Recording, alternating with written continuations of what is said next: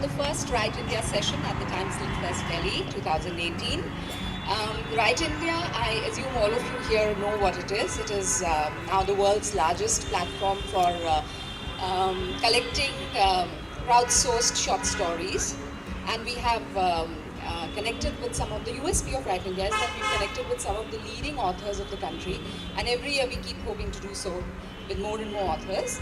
And the authors provide inspiration, we give the deadline, and stories pour in. Last year, for season 1, we had more than 25,000 stories coming in. And this year, season 2, we already have quite a few.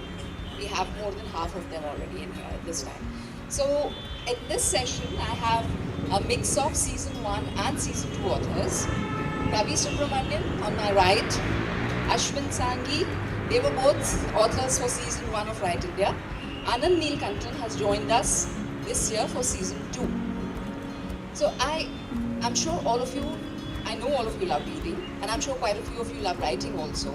And those of you who write, I'm sure know the biggest secret of a writer. And that is that you get such a high from writing that it's like a passion that goes into your veins, and it's difficult to de-addict yourself after that. So once you've written a book, or you've written a short story for Right India, you've actually already reached the pinnacle of creativity. And that is where your satisfaction comes from. After that, name, fame, money, all that is greed and, right? Do you agree with me or not? All that is greed and, hoping for getting more than you really need to. I don't think these guys here are agreeing with me, are you? No. Okay, to agree. I'm always for greed. No, you want greed, okay. So, obviously they will not agree because here with me, ladies and gentlemen, are 3 authors who have the cake and eat it too. They write wonderful books, they sell wonderfully, and they rake in the money. They are what you call commercially successful authors and who are proud to say that they are commercial authors. All 3 of them. And why is that so? I mean, I find a lot of authors around who say, I'm not a commercial author, I do write commercial books, but I'm a literary author as well. But I've never heard it from these 3 guys. Is it because all 3 of them come from a business background? Business or corporate background, really, let's say. So Ravi's been a banker, as you all know, with all his banker books. Ashwin comes from a family business and he still works with them. And Anand has been working with the Indian Oil Corporation and still works there, though I don't think on a regular basis. He's an engineer with them. But their celebrityhood has taken them far beyond that. The celebrity that they got by being authors and by being writers. So everybody who's here knows the authors already, so without going into long introductions, I think we should just start off. And my first question is to Ashwin. I want to ask him, why did he skip from business to writing? Well, Vinita, first of all, I was expecting that you will go in this order, with Ravi first. But so I was not prepared. But anyway, long and short is that for me the writing kick happened actually by chance. I was always a voracious reader, but I wasn't ever a writer. And around 2002-2003, I came across this particular tomb in Kashmir, which struck my fancy, and I was fascinated by it. And that resulted actually in my first book after about 2 years worth of research. So as my good friend Amish loves to say, that you don't go searching for stories, the stories find you. And that's pretty much what happened with me. That story found me. And once that book became commercially successful, then there was really no going back. I think you always need that first impetus to happen, that yes, I can do it. And I can not only write, but I can also make myself a commercial success. And once that happens, then the rest of it is relatively easy. Does that have anything to do with your business background, the fact that you are a commercial success? No, I think it had not something, it had everything to do with it. Because the reality is that I would say the Indian publishing industry for the longest time was not really interested in promoting commercial fiction writing by Indian authors. because they had a huge backlist of Western authors, the Sidney Sheldons and the Jeffrey Archers and the Frederick Forsyths of the world. So they really found it unnecessary to be promoting in writers. And I think that the credit for breaking that actually goes to Chetan Bhagat, because for the first time, commercial Indian writing was looked at very seriously. And once that actually happened, then frankly speaking, till then the approach had been that the job of a writer is to write, and then the job of the publisher is to market. The writer is not supposed to be getting his hands dirty with marketing. Whereas today, I would say all the people who are here on the stage, I think they have one common quality, and that quality I will describe in one single Hindi word. It's called besharam. That they don't have the embarrassment of going out there and marketing themselves. And I think that is the fundamental change that happened. Yeah, like they say today, the real work begins once your book is complete. You have to step out there, or even for movies, you have to step out there and talk about them. As you know, Ashwin writes these thrillers, and you will be happy to know that today itself he's come to know that his latest book, he's doing a series with James Patterson. The latest book, Private Delhi, has made it to the New York Times bestsellers list today. It's at number 4, and that is big news. Thank you, Vinita. Thanks so much. Now, Anand, I'm coming to you next because I'm always fascinated by the fact that Anand Neelakantan, he also picked up mythology to write about, but he did not write about the heroes. He writes it's a counter-telling of mythology. He chose to write about the villains. And as he very proudly said, I am Ravan. What is it about the villains that attracts you so much, Anand? There are a lot of great writers from Valmiki to Tulsidas to Kambar to Hind who have written about Ram. What I am going to do writing about Ram? There was nobody, this Ravan is an orphan, as Amit says. So he found a person who can tell his story. I am his bard, whether it is Ravan or Duryodhana. First thing, I was fascinated by this character. Second thing, I wanted to do something different. It was a commercial decision. It was a commercial decision, and it was a fine line between, it's a very fine line. People can get offended also. So it's a very fine line. So it took almost 6 years for me to come out with the book. But I was not in a hurry. And it's also very fascinating because, we've grown up always thinking in black and white, and now suddenly there are shades of grey all around because you realize that good is not all good and bad is not all bad. And you chose to pick up the bad, the villains, the ones who were, they are heroes for me, don't call them villains. Okay, all right, the villain heroes, the heroes for you, because you see good in them. You see good in those guys, in Ravan and Duryodhana. You have brought out their, you have shown us that these are also guys who have emotions, who also feel pain and who feel good and bad. See, actually, if you read Valmiki Ramayana or Vyasa's Mahabharata, different versions of it, you find that these people are not villains, they are anti-heroes. In original, only during the Bhakti era, the Bhakti literature, Ram became God and Ravan became the villain. Otherwise, these are hero and anti-hero. It's the same thing. If you see, it's the same circumstances, how they react. How Ram reacts and how Ravan reacts. It's only to show that they have written it. Only during later era, when India started losing the confidence after invasion, that suddenly this concept of black and white came. None of our Puranas are black and white. Gods are not as good as we expect. Devils are not, demons are not as bad as we expect. There is no clear black and white, there is no God versus Satan in Indian mythology at all. So that's what I was trying to bring back, whatever it is possible. You made the reading of mythology interesting for us, nevertheless. Coming to Ravi, now yours I think understand why, being a banker, you got into thrillers with the banking background. Maybe you got bored with your job and you wanted to do something different. And then suddenly, the people started calling him the Grisham of banking. And maybe he got tired of that title and he suddenly decided that maybe he should write a romance. And then he wrote this book called The Bestseller She Wrote. And after that, he decided to get into another genre and he got into a whodunit. He brought out a whodunit.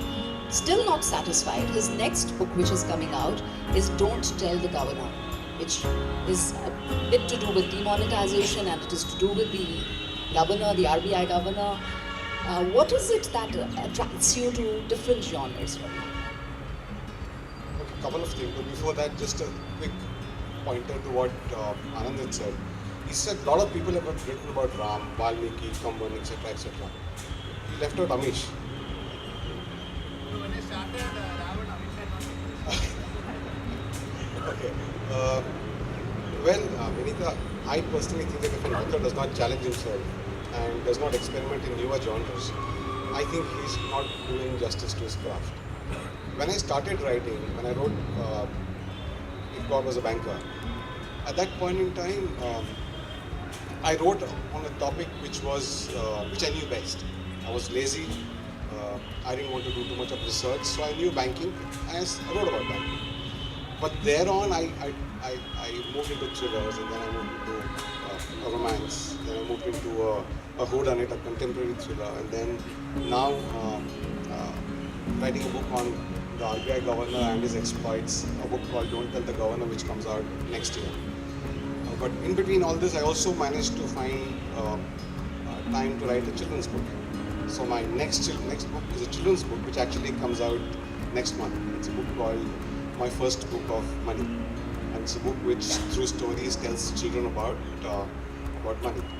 And yes, I think authors should experiment. Authors should write new things. Authors should probably constantly challenge themselves. And that's why I also slightly disagree with even Ashwin when he said that the story finds you. I think for me, I have to go out and find the story. I think a story comes to me as a result of hours of intense thought process, distracted driving, walking on the Bandra bandstand, thinking about, oh my God, who do I kill next, and where does the story Ravi, you go? don't drink enough.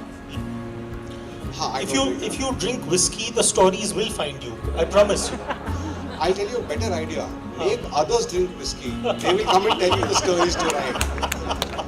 Yes, I think at times I have been part of this, when Ravi is wondering who kills whom and who's going to be the murderer, and he spent days and days just wondering and deciding after one person after the other ki kisko banai murderer ultimately, and all his friends have kind of heard him worrying about that.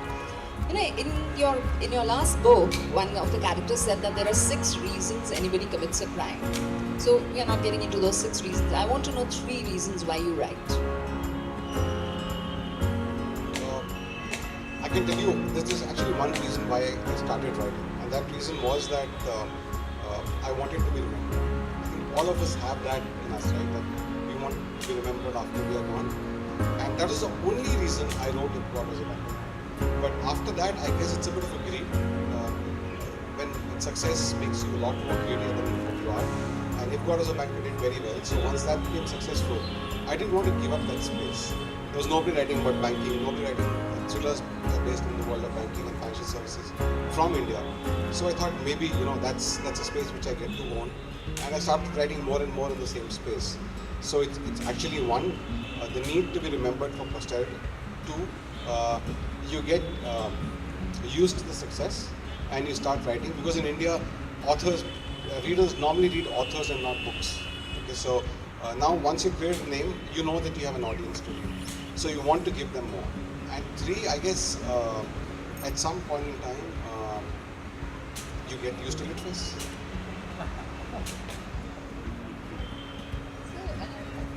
Ashwin, if you were not to market your books the way you do, by you I mean a lot of authors, do you think that your books would be just as successful without marketing them if you just wrote your book and gave it up? It's possible. There are always the statistical outliers where books which have not been marketed turn out to be very successful. But those are in the minority. The vast majority of books which you see have been commercially successful are the ones where the author has got out there along with the publisher and ensured that his book sells. I would say that the 2 major factors which affect us in our country today in terms of making, for a new author, the biggest challenge is discoverability. How do you get discovered? You've written this book, you've spent 2 years doing it. It's got published. You think that now that's the end of the road. But how do you then get discovered by the reading public? So that is one big challenge. And assuming that you can overcome that challenge, then the two big challenges are visibility and availability. Very often you'll get onto an online platform and you'll find that your book is not to be found. Or you walk into a bookstore and you find the book is not there. And I remember during my early days, 2007, 2008, when my first book had come out, I used to actually do rounds of the bookstores to find out as to whether my book was there or not. Because someone from my publishing outfit, who was an area sales manager, I asked him, I said, what do I need to do to make this book sell? And he said, आप एक ही चीज याद रखिए कि जो दिखता है वो बिकता है. So anyone walking into a store, unless it is visible, it's not going to sell, no matter how good the book may be. And I think those basic principles are very, very critical in terms of actually sort of getting out there and not being ashamed to say, like for example, how many authors will walk into a bookstore, meet the sales manager or meet the owner of the bookstore if it's a smaller bookstore, not part of a chain, and say, hey, listen, I'm XYZ and I would be really interested in knowing as to how my book is doing and what is it that I can do to help you. Now that is very critical and very important, at least during the early years. So to that extent, I would say that had I not put my entire might behind making my books work, I don't think they would have worked. And I'm sure there's so much more to it than that. I mean, we had a quick survey with some bookshops yesterday, where we just asked a number of bookshops in Delhi that what are the kind of books that are selling the most. Some years ago, when we asked that question, they would at once say self-help books. Yeah. So today, some of them said fiction, some Yeah. said non-fiction. Everybody had different answers to about everything, except the fact when we asked them, are you getting more footfalls? Are people buying more books? Some of the bookshops said yes, they are, because the authors are taking a lot of interest. And but then again, it can't be just the author interest. It has to be, the book has to be very. But actually, I have a small thing. When I wrote Asura, I was living in a small town. I was in Belgaum at that time, not moved to Mumbai. Frankly, I did not do any marketing. I had not visited any bookshops. As you said, it might be outlier because I just had the book and I did 500 copies was printed. A small publisher. At that time, I was a small publisher. 500 copies was printed in one bookstore. It was kept. I didn't even know what books. Now I know what bookstore it is. I didn't know even. I had not even seen Mumbai at that time. I had come once or twice and gone. My office and gone. So I had never visited any bookstore. After 6 months, I came to know in the crossword list in December that this book is a bestseller. Until then, even I was not aware. That's amazing. Huh? That is really amazing. You're very modest, Anand. The fact is that you are an outlier because you chose a subject which was very different from what was selling in the world. And over a period of time, probably your writing, your storytelling all came to the fore. But genuinely, if you look at all the authors who sell today in India, in 100% of the cases, maybe except you could pinpoint to the fact that the author has put himself out there and gone ahead and marketed his books. Now let's look at the biggies in the world. You look at Jeffrey Archer. Till 5 years back, Jeffrey Archer never did a cover reel. Okay, never went on Facebook saying, okay, new book announcement coming tomorrow. And now I do all that. Come online, etc. Even Jeffrey Archer does that today. Now Dan Brown releases a video 6 months before the book comes out. All these are marketing tools. Unless you really put your book out there, it will not sell. 1. 2. A book is something which the audience will not miss unless they know that something like this exists. So the first step is to get them to know that something like this exists or something like this is going to come out. If they have not heard of Private Delhi, they're not going to miss it. So if they're not going to miss it, they're not going to buy it and read it. So somewhere down the line, marketing a book, I'm probably standing out there and saying, guys, buy my book with a fair bit of conviction. Unless you do that, your book is not going to sell. You may get lucky, and your books might sell, but you need that huge luck factor for you to sell. If you don't do your book, No, when the Bahubali came, there was a huge marketing push. That I agree. But the first book I am telling, the first book there was zero marketing. The people in the industry know that. Because I was not aware. Suddenly in the, what do you call it, the 2012, it came. 2012, during New Year they list, no? In that, all the lists it was there, the book.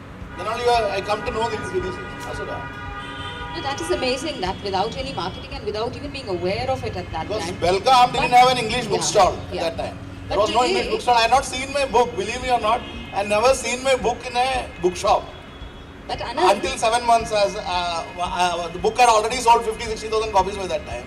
Then only I have seen the book in a bookshop when I came to Mumbai.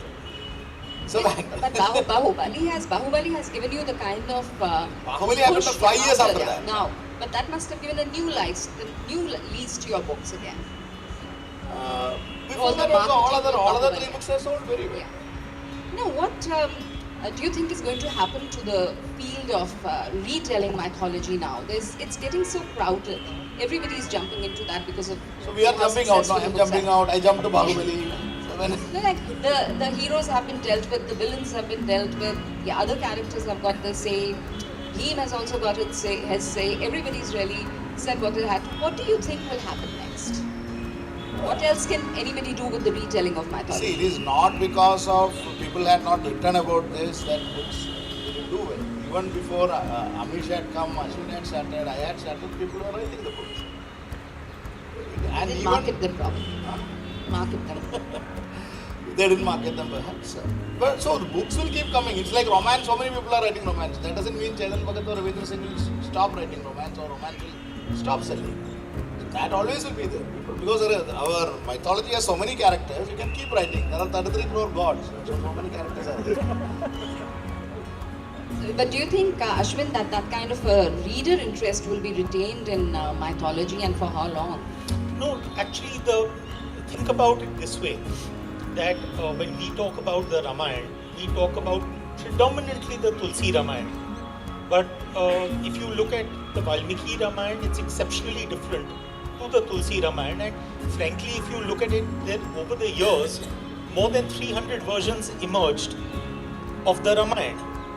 Which means, in other words, that what, let's say, Anand is doing or what Amish is doing are actually no different to what has been done over the ages, which is taking a different angle on the same story and telling it again. So, I mean, correct me if I'm wrong, Anand, but I think if I'm not mistaken, I think it's the Adbhut Ramayana, in which Ravan actually does the yagh along with Ram before the battle takes place. As a learned Pandit, as a Vidwan, there is another version in which Sita manifests herself as Durga and then kills Ravan, not Ram. It's not Ram who does the final killing. So there are so many versions. There is even a version where all these characters are Muslims. That's Mahapala right. Ramayana. That's right. Where Ram is a sultan and Dasharatha has 3 wives. It makes more sense Or there. you have the Lao Ramayana in which he's a Bodhisattva. So I mean the point is that there have been multiple takes. So frankly what is happening today is an extension of that, Vinita. It's not something which is new. So it can go on and on. It can go on. We hope it will go on, I don't know. Would you enumerate what does one look for in a short story? Because Right India is all about short stories. Why would you never attempt a short story? Would you ever do that? For writing a short story is a very different art. I think people who write 300-page books will struggle to write short stories. There are very few people who made that transition and made that transition successfully. And the reason for that is when we write novels, we need that space. We need a space to create the plot, to create the characters, to build in some element of suspense, and then take it to a final climax. And without that space, we can't work. Whereas in a story, you need to have an art of starting from nowhere and ending at a particular point, after which you just drop the story. And somehow, authors like me, when we write short stories, we feel very incomplete. Whereas I was reading Telltale on the flight, and the first story in Telltale is a story of 100 words by Jeffrey Archer. 100 words. Now come on, you know I can't write anything in 100 words. So, as an author of short stories, you need to have that ability to, one, start from an indefinite, from a point which is at some stage in the middle of a story, and then assume that the reader will figure out what's happening around that point in time, and then take it to a climax wherein you tie all the loose ends. So you ask a question in the beginning, take it through to the end, and then have a climax in the end where you tie in all the loose ends, and leave a lot of things to the reader's interpretation, but not entirely, write about it. That is an art. I don't think I can do it. I'm not sure about the gentleman here, but it's something which a lot of Write India participants have shown that they're capable of. You get 3,000, 4,000 stories for every author, and I think hats off to the Indian population. It's sad that the publishers today don't really focus on short stories the way they should. And to that extent, I think you guys are doing a great job of bringing out those stories in books for readers to read. But I just hope that things change, because reading a short story is, the way people read today. Read when they go to sleep, read when they are actually on bed. You want to finish a story and then go to sleep. And short stories are brilliant. You just finish it off, and ends on a high, and then you just close the book and go to sleep. It's so conducive to reading while you're traveling. It's so conducive to the short time attention spans which most of the readers have today. But yet, I don't know why publishers are not giving it the due. Maybe they're not enough. I think short stories also need. Short stories. Sorry to interrupt. Short stories do come in language. I write short stories in Malayalam a lot. Where in the magazines where there is space, English magazines don't give space for fiction. That's why we are not, except perhaps Women's Era or something. I don't think any magazine gives space for fiction. In regional languages it is there. I write a lot of short stories in Malayalam. I have written in Kindle also for... No, they do. But for example, Feminadas, for example, a lot of these men's magazines also have short stories. But not the way suppose say like a magazine like India Today, not the way the mainstream, it's a specialized niche magazine. Yeah. Like in Malayalam, Madhubhumi does it. Yes, but for an author to get recognized and publish short stories, you need the book to be sold in stores. You need some commercial success who becomes a giant. Today Indian authors made it big because of, let's face it, because of Chetan Bhagat. He had a big role to play. Similarly, we need a Chetan Bhagat moment in short stories as well. You walk into a bookstore, ask for short stories, they'll pick out Jeffrey Archer or Ashwin and pick it. Nobody else. Whereas there are enough other authors who write short stories and have books in the stores. They should give you the Write India short stories. I think somewhere, the short story process is bastardized in India. And I'll tell you why. A lot of people who want to just come out with books today approach 20 different authors. They say, "Yeah, make a short story de de." Okay? Collect 20 short stories from 20 different people, publish an anthology, and make it a commercial venture rather than fine-tuning the craft of writing short stories. I think that has kind of messed up a lot of things in the short story world today. Because people pick up short stories, they find rubbish short stories there. They pick up anthologies, they find rubbish short stories there. Except for the anthology, which is it's something which has come out of a lot of hard work, sweat and toil of Write India, Times of India and the authors. So I think something needs to change there before short stories. I just feel it in the air. I see a lot of people reading short stories, and because people don't have so much time, they want short reads. I really feel that short stories are on their way up. And publishers at the moment may not agree, but there are anthologies which are coming out, and the fact that they are out means people are reading them. And the fact that we get thousands and thousands of entries for Write India, and people write perfectly good short stories there. So there is that interest definitely. So possibly, like you said, you need a Chetan Bhagat of short stories. There is a talent, they need exposure. And hopefully Write India will be the Chetan Bhagat of short stories, and we'll be able to give it that push. When the short stories were coming in and we were, during the process of judging the winners, Ashwin gave me some very interesting tips on, what a short story should have. If you remember that, Ashwin, I would love you to repeat it for the Right India participants. Actually, it was barely a set of tips. You had sent me a set of stories that I needed to evaluate, and I was thinking to myself that ultimately, what is it that I am looking for? And frankly, I have found that there is at times too much of focus on the words. But ultimately, what is a short story? It is a story. So it's all about whether that story engages me or it doesn't engage me. And there were some stories which instantly sort of like within the first one paragraph, you were hooked.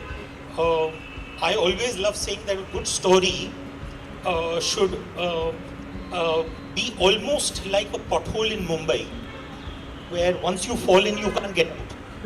So, can you do that? Can you grip the person to the point where they want to complete the entire story? And let me tell you, I agree with Ravi in terms of the fact that it requires a huge amount of effort. It's like, for example, the outcry that happened when Twitter went from 140 characters to 280.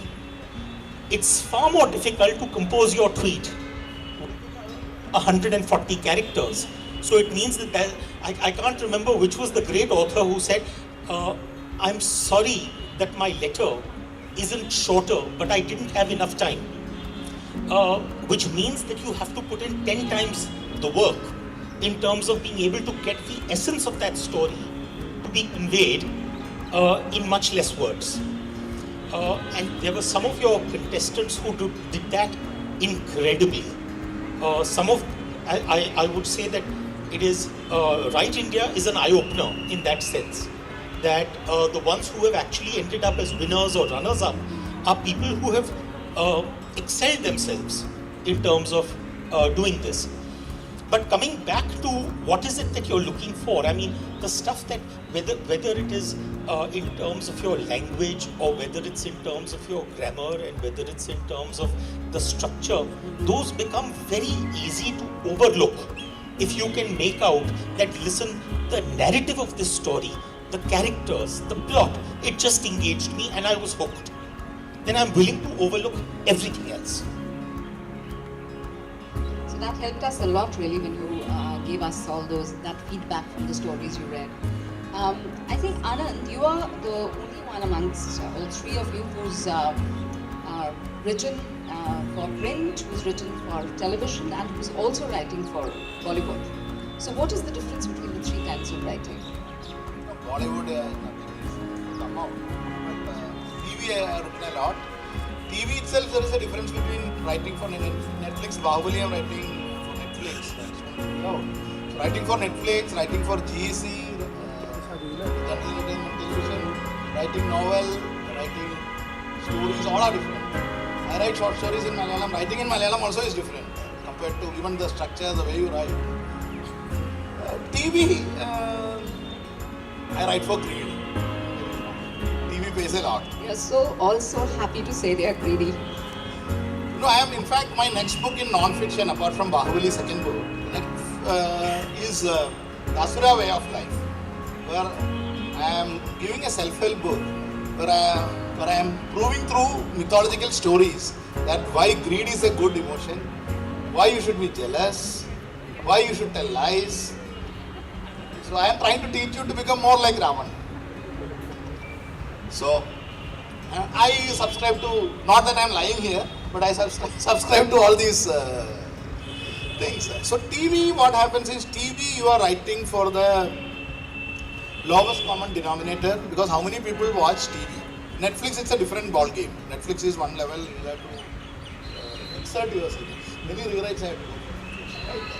But for general entertainment television, which I have written Siya Keram, I have written Ashoka, I have written even a few episodes in your genre thriller Adalat. TV, the book I didn't have the courage to do that, so I wrote it in TV. Adalat, and then I had written Hanuman, and then something is coming in Discovery, which is in a different genre again compared to that. In January 26, it's getting launched. TV, as I said, it is about lowest common denominator.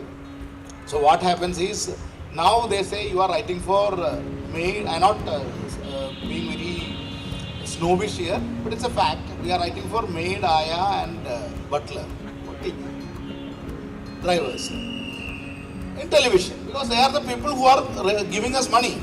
They are the people. So it is all on Thursday. The TRP will come. So based on that, your story keeps changing. Every Thursday the TRP comes, and the TRP may change just because the heroine has worn a different sari, but that will not know. Is that not very frustrating for the writer then? It is very frustrating for the writer until the check comes. I know some authors who've actually withdrawn from television writing because of this. Anand is very nice and he's a gentleman. But I'll tell you what he told me one day. He said, Ravi, if you write for television, just keep your ego outside and then walk into the room. Authors are treated like shit in the world of television. So, if you want to keep your ego aside, go ahead and write. But the money is fabulous. And I think Anand walked out of a couple of serials only because of that. I walked out not because of. I walked out because see, there is a limit up to which you can write. See, if I demonstrate it, who is watching television? There is a sense in what I am telling. It is not like book. If they are reading, I can grip. I hope so. I can grip the reader and they can read the book. They read at their own time. Here at television at 7 o'clock, 7:30, 8 o'clock prime time, the show is going on. Mostly the husband will be coming after his work at that time, and then the lady of the house, she will be making the food. So what happens is she is not even seeing the television. She is in this typical Indian television. She is hearing the television. So what happens? You have to repeat the dialogue again and again. It's good for us because you have to write only this much, you get your check. But you have to repeat the dialogue. So usually it is mother-in-law coming to even Siakaram, they try to do that. I was just saying, Ashwin has not done any television scripting, and maybe he doesn't need that Let check, me of course, complete because this. he has Sorry, his own let business. me complete this because it's a good experience. That's why. How I write, in case somebody wants to write, in case I am moved into production also, I found more money there. Maybe I might take some writers as Right India winners of Right India contest. not big writers like you. Ego. He just said money is good, so. So here it is like this. So you will say, mother-in-law says to daughter-in-law, you said this what? Then she will repeat that. Then daughter-in-law will repeat the same dialogue. No, may I say India. She will tell that. Then what happens? The father-in-law walks in. He tells the same dialogue. So that you will not miss. The lady in the kitchen will not miss the dialogue. So this is how you write. And when I sit to write short stories, it is like writing poetry. So shifting, it is like you should have 10 heads like Ravan with 10 different moods. Write that. Please, sir. But tell me something, you write in English, right, when you give it to them, and then they translate it into Hindi. So do you even understand it when it comes back to you? I can understand Hindi very well. It's not a problem. I can. Possibly can't understand what they've changed it into. No, that definitely. I never watch my serials, what I write. Let me be very honest. I don't watch. I cannot stand it.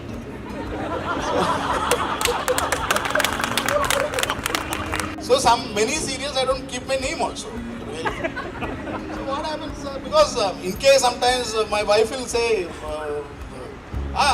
which idiot is writing? I cannot say I am writing. I cannot tell my kids also. But money is good. So I'm just trying to count number of times Anand said money is good. I think it was a little over 6. No, 13 steps. 13 bloody steps to making money. This is the 14th and 15th one. Ashwin, tell us why you don't need to make that extra money. No, it's not about need. Usually it tends to be about greed. And I have found that most of it has been taken care of through my books. The other part of it is that I don't see myself ever writing originally for TV. I can see my books getting adapted into movie screenplays or in terms of digital series. But I don't see that as something where I would sit down like Anand and actually do something absolutely original Why is for that? TV. Why? I guess it's like what Ravi was talking about, that you either think like a short story writer, or otherwise you think like a novelist. The two are very different. I think for me at least, the journey of spending, let's say, a year or 2 years in terms of living with that story, researching it, plotting it, then eventually ending up writing it. For me, that's part of that entire enjoyment process, as it were. In fact, I feel depressed by the time that I actually finish the book, because I know that that story is now over, at least as far as my enjoyment of the nuances of that story are concerned. Even when right now, currently 3 of my books are at various stages of being adapted. But I have been very clear that, look, don't involve me in the adaptation. The reason being because we as writers love what we have done. We've loved our books. So the moment you start getting involved in that, the chances are that you will want to translate the book into a medium where you will, take for example a book like, let's say, The Godfather. I don't think it was ever a great book, but by the time it became a movie, it had taken on a new life. Or you take the reverse, a Da Vinci Code, which was a brilliant book, never became a great movie. So I think the two mediums are exceptionally different. And so to that extent, it's better to stick to your knitting, do what you know best. Of course, there are lucky ones like Anand who can seamlessly make the transition from one to the other. But the only point I have, Anand, is, and the reason why maybe Ashwin doesn't write, and I will never write for television, is one, opportunity has not come. Okay, one is that. So, but even if the opportunity comes, I think fundamentally, writing something just for the sake of money and letting go of your creative instinct and taking the story to the level or the direction that you want to, and not being able to do that in television is something which fundamentally is not acceptable to somebody. Are you like saying me. Anand is not creative with TV? No, I'm not saying that. Sorry. Repeating a I'm- dialogue 5 times is this not is what creativity. it came across as. Repeating So a I'm just dialogue. I'm trying to clarify You're playing my role here. I was just going to say that's the role Ravi normally plays. So repeating a Ravi dialogue. don't want No, to Maybe get- I will. let me complete. I would not take Let this me- if I let- were you. I'm going to give it back. No, let me complete. Okay, wait. I think I should. I just have the point to make is We will one- meet after this. Yeah. You don't stand a chance against Ravan. No, I don't have a chance against Ravi for sure. But having said that, I think the point is that when you write for television, clearly it's not your story eventually. Your Netflix is a different story. Netflix, great, because you're adapting a particular story into No, into Netflix, serial- I am adapting my own book. And the fact is, Vinita, the money is the producers. Okay, so eventually you will have to tag his line. You have to go down what he tells you to do. So essentially, it's your creativity which kind of gets shelved. And television is a medium where authors don't get any visibility, any presence, any forum where they're not even known by their work. And that's why when we write for self-esteem, for us, for me particularly, putting my name out of the book, having it as my story is a lot more critical, and the last say on that story has to be mine. I think that's more critical for me than the money and self-esteem, because that we get from our day jobs and from the books that we write. Ravi, let me answer this. Just a minute. Question, it's my opinion. So let me tell my opinion. See, it is like this. It is not that I am stopping writing books. Apart from that, I write in Malayalam also, which nobody here might not have read or known. Perhaps I hope. Nobody. I am writing for drama. I am experimenting with various things. Like I am writing drama which Kerala Sanghi Academy is taking. That's in Malayalam with the top actors. For a stage play I am writing. I am experimenting whether I can do a stage play. I am experimenting whether I can do a TV, whether I can write for Netflix. So it's an experiment which... It is amazing that you are able and to... English short story, I come up with English short story in Shanta and Bhumija and Kindle. Yes. No, not taking anything Ravi away from you. Ravi didn't mean anything like that. Mine He was just meant only he can't restricted do to it. television. He's feeling that because he can't do it. One question I want to ask all of you before we throw the floor open to questions. I want to ask you, see, all three of you, you had your business, you worked with IOC, you worked as a banker. Well, lives of somewhat anonymity. From anonymity to celebrity, and suddenly you guys are known, everybody knows your faces, girls are throwing themselves at you. How do you deal with it? I hope nobody will. Come on. Vinita, which world are we living in? Well, you I possibly tell wish you, for all more. you need is one event to bring you down on earth. I'll tell you a very interesting incident that happened to me. It was at Jaipur airport. I was in the bookstore. Just as you enter through security, there's a bookstore up in front. So I was browsing. This gentleman comes up to me and he says, "Sir, could I get a selfie with you?" So, for a minute, you're sort of 2 inches off the ground because you're like, I'm someone. So the selfie gets taken. Then he says, "Sir, I'd like you to sign one of your books for me." So I said, "Sure." So he goes to the bookstore guy. He picks up a book and he brings it to me for signature, and it's by Devdutt Patnaik. And so I said, "You want me to sign a Devdutt? You're Devdutt only." No. So in that 2 minutes, I was not on the ground, I was underground. So the point is, it's always a good thing to not take yourself too seriously. Just maintain. I have always believed that every word that all of us write on paper, those words are Saraswati Devi ka den. It is a blessing. So it is not your words. It's coming from somewhere else. So the moment your feet are on the ground, that will continue flowing. At some point of time, if you float off the ground, those words will stop. That's amazing. Many a times I love to You tell have to people, tell see, me, Anand. I have a cover like this. I have written this book. Please recognize me. But after Bahubali and Rise of Sivagami, how do you deal with it? Do people recognize? I saw people stopping you on the way for selfies. Do in LitFest, even in LitFest, if people don't recognize, where will they recognize? Ravi, what about you? Well, I And think, you can't lie because I know everything. but I think the problem is that authors have started thinking of themselves as celebrities. And despite all the humor, I think that's a problem with a lot of commercial fiction writers and even literary fiction writers in India. The day an author starts calling his readers as fans, I think that's the end of the author. And I suddenly find a lot of authors these days saying, "Oh my God, he's a fan, he's now with my books, he's a great fan of mine, he keeps writing me mails." I think that's all rubbish. Authors have good, appreciative readers, that's it. They are fans of your writing, not you. Learn to make that differentiation. The day you forget to make that differentiation is the day when you will actually be swept away. And trust me, I can see that happening to a lot of my author friends in this community. And if that does not change, you start paying for it in your personal life and your professional life.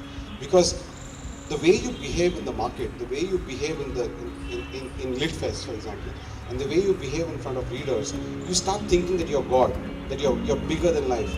And you take that same attitude home. And when that same attitude takes you home, when you take that same attitude home and start behaving the same way with your family, I think things just go haywire.